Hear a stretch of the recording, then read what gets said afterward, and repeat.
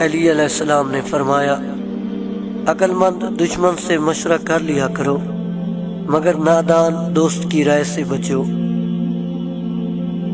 دنیا اور آخرت کی مثال اس شخص کی سی ہے جس کی دو عورتیں ہوتی ہیں، جب وہ ایک کو راضی کرتا ہے تو دوسری ناراض ہو جاتی ہے۔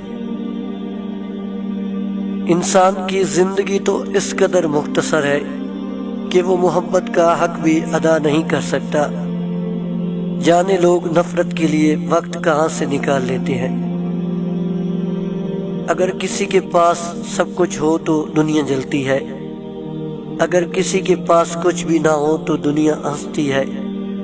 میرے پاس آپ کے لیے دعا ہے جس کے لیے دنیا ترستی ہے۔